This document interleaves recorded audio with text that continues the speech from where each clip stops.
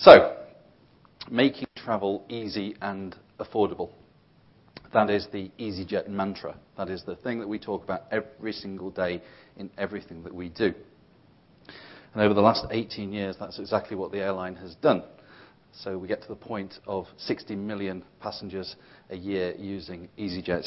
And now what we are referring to as Generation easyJet, the new generation of people that go anywhere, fly anywhere, do lots of different things across Europe simply because you now can. But how do we translate that into the business travel arena? Well, again, everything we do has got to be making things easy and affordable. So we focused on doing that, not just for business travellers and corporates, but also for government and public sector too. The way you have to think about it is that if this was your own airline for the public sector, what would you need? What would you do to make it work for what you're trying to achieve in your everyday lives? Obviously, you'd want to fly to the right places at the right time, with the right schedule and the right frequency. You'd want expedient quality of service, so that you actually were in a fit state to do what you'd gone to do. And also balance that point of cost and the benefits of what you're investing in. You want it to be something that can be booked through the systems that all of your different departments may use and have that accessibility to all. And then have sound credentials as well to overcome any objections for those that are resistant to change. That's incredibly important no matter what you're doing. And I'm sure you find this in various aspects of your day-to-day lives. And of course, engaging with the right people at all levels to ensure that those messages of what you're trying to achieve get through at the right time. So, on that basis, how do we measure up? Well, what I'd just like to do over the next few minutes is take you through what we've done in terms of our network and schedule and timings and frequency, what we've done with our product and distribution, the challenges that we face and the credentials that we use to overcome those challenges, and how we engage across the board, whether it's with TMCs or directly with our corporate customers or indeed public sector organisations. So first of all, looking at network. One of the key things for easyJet is that we do have this extensive network. We call it Turning Europe Orange. So as you can see on the rather small map on the right-hand side there, you look across Europe at any place, and if it's orange, it means we're touching it. We're doing so by having 220 aircraft that we use from 24 bases across Europe. We operate in 139 airports in 34 countries with 675 routes, which is pretty awesome. It's a beast. And those 675 routes are constantly growing. We always have to check the figures just to see where are we now. There's obviously routes that we pull off at times that may not be profitable, but then, as you've probably seen, a number of things that we are constantly announcing as things change. So we obviously bought the Flybe slots at Gatwick. We've been able to use those slots to look at new destinations for the airline. So we've introduced Gatwick Paris, Gatwick Brussels, Gatwick Salzburg from March. Also Gatwick Newcastle as well, which will be introduced from springtime too. So that's been utilising what we have and getting it across Europe, offering lots of different journey opportunities for different types of traveller. Looking at the product, again, making that product something that is appealing.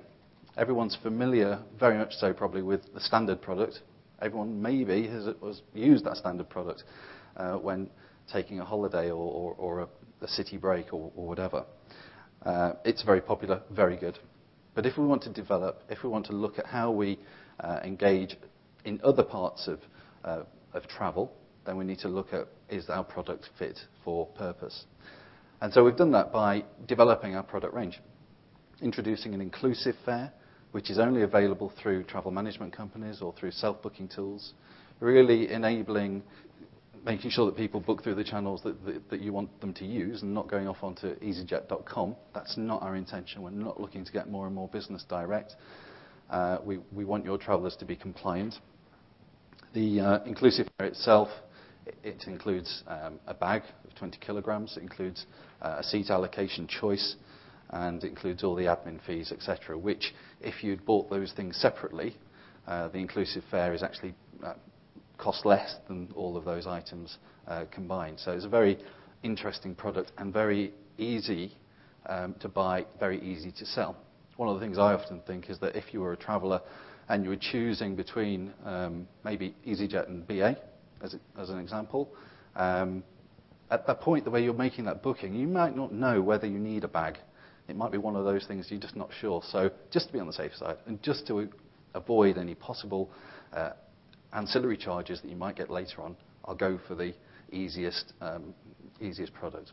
So really we hope that with this product, that combats that, gives us another opportunity just to get a little bit of that business at a price that is obviously right. And then the Flexi Fare, which again we've introduced over the last 2 years. It's been a developing product, something that a lot of people, both inside easyJet and outside easyJet, have had to get used to what it's there to do. Flexibility of changing dates, for example, was never heard of. It wasn't something that was part of the easyJet ethos. Now it is.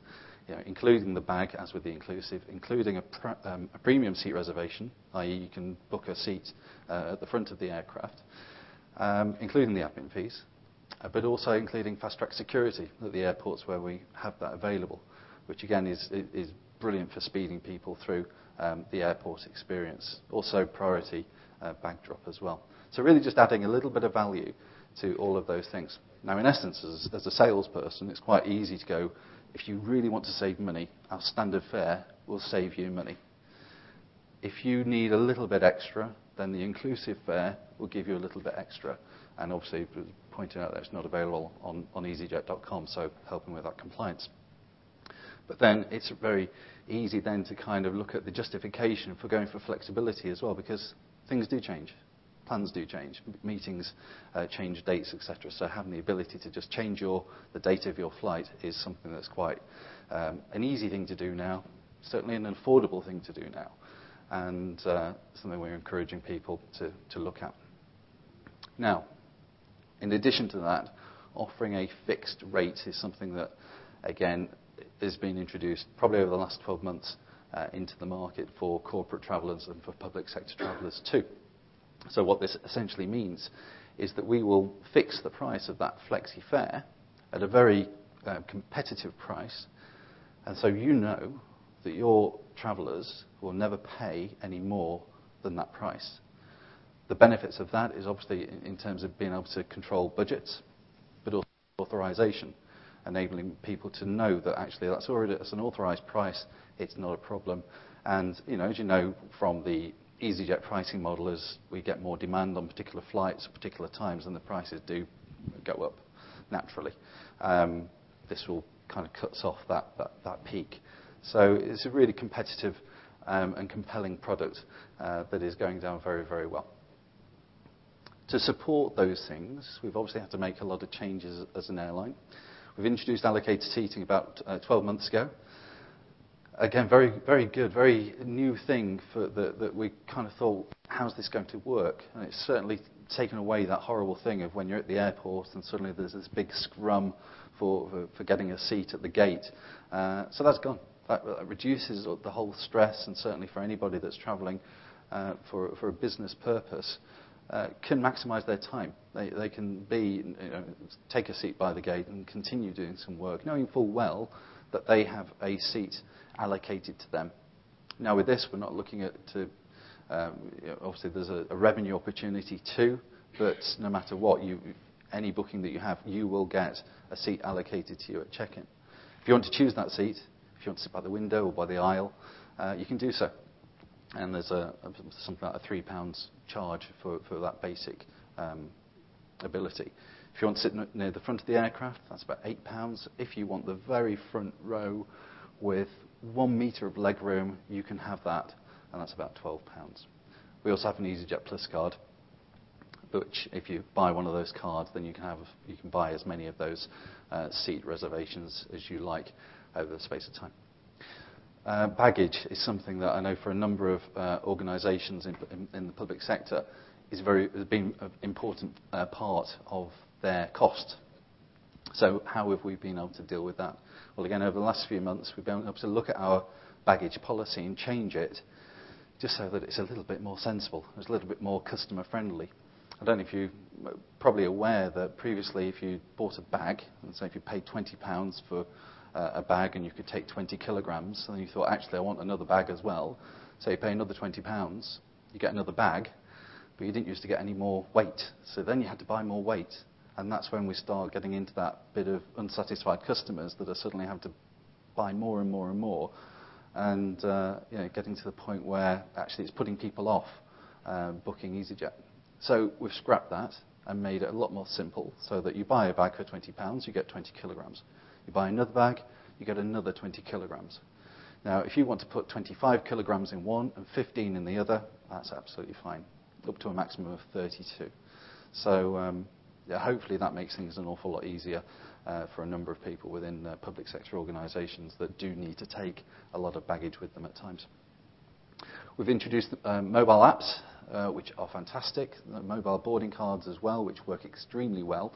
And again, if you have either an iPhone or an Android phone, etc., that is something that is, again, helping people just to not have to worry about printing things off before they get to the airport. They can just flash things on their phone and they go through. And that is working very, very well for all travellers.